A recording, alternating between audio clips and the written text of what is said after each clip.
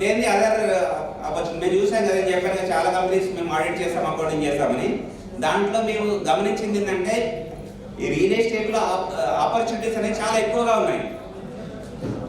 ఎందుకు ఇది ఎక్కువగా ఉందని మనం కొంచెం కీన్గా గమనిస్తే కనుక, సపోజ్ మన కాలనీలో ఒక ఇంజనీర్ ఉన్నాడు, ఒక డాక్టర్ ఉన్నాడు, అట్లా రకరకాల పని చేసుకునే రకరకాలుగా వాళ్ళు ఉన్నారు.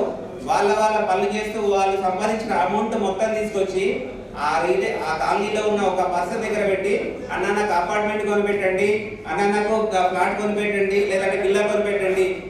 ఈ కాలనీలో ఉన్న మొత్తం అందరూ డిపెండ్ అయ్యేది ఎవరిపైన అంటే మన రియల్ ఎస్టేట్ ఏజెంట్ పైన మాత్రమే. అప్పుడే మనకు వాళ్ళ దాని గురించి ఇన్కమ్ జనరేట్ అవుతుంది. సో దట్ మీకు అర్థమైంది అది లాజిక్. ఎవరైతే సంపాదిస్తున్నారో ఆ సంపాదన తీసుకొచ్చి మొత్తం మళ్ళీ ల్యాండ్లోనే పెడతారు. ఎందుకంటే మన ఆపర్చునిటీస్లో అంటే సెకండ్ ఇన్కమ్ కోసం తీసుకునే ఆపర్చునిటీస్లో ఒకటి గోల్డ్ ఆపర్చునిటీ ఉంది, ఒకటి షేర్ మార్కెట్లో పెట్టవచ్చు, లేదంటే ఇంకో రకరకాల ఆప్షన్స్ ఉన్నాయి. అన్నిటికంటే ఎక్కువ లాభం వచ్చే ఏదైనా ఉంది ఈ రంగం అని అంటే రియల్ ఎస్టేట్ మాత్రమే. అందుకని ఎక్కువ మంది ఇక్కడ పెడతా ఉంటారు. కాకపోతే రియల్ ఎస్టేట్లో నష్టపోయిన వాళ్ళ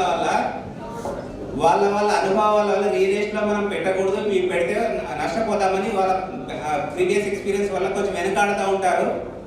కానీ ఎట్లాంటి ఒక వెంచర్ పెంచుకోవాలి, ఎట్లాంటి ఒక అసెట్ మనం తీసుకోవాలని చెప్పేసి అట్లాంటి మెలకువలు మన కస్టమర్లకి మనం ముందుగానే చెప్తా ఉంటాం. ఈ మన వెంచర్ ఏదైతే ఉందో ఆ వెంచర్ సంబంధించిన విషయాలు కూడా మన విక్రమ్ చెప్తాడు. మనం అంటే ఒక కస్టమర్ ఎట్లా ఆలోచిస్తాడు, ఇది ఒక ప్లాట్ కొనాలంటే లీగల్ కరెక్ట్ ఉందా, లేదంటే ఇంకా ఏదైనా రుసులుబాట్లు ఉన్నాయా, అది ఎట్లా చెక్ చేయాలని చెప్పేసి ముందే మనం చెక్ చేసుకుంటాం. కాబట్టి అది ఎట్లా చెక్ చేసుకోవాలని కస్టమర్ని ఎడ్యుకేట్ చేస్తూ మనం అమ్ముతాం. కాబట్టి మన దగ్గర అట్లాంటి ఇష్యూస్ ఏమి ఉండవు. ఇక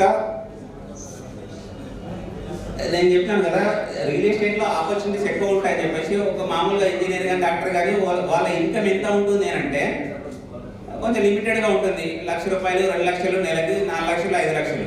కానీ రియల్ ఎస్టేట్లో పనిచేసే వాళ్ళకి ఏమైనా ఇన్కమ్ లిమిట్ ఉంటుందా అంటే నేను చెప్పడం ఏంటంటే లిమిట్ అనేది ఏమి ఉండదు. మనం ఎంత పని చేస్తే అంత సంపాదించవచ్చు.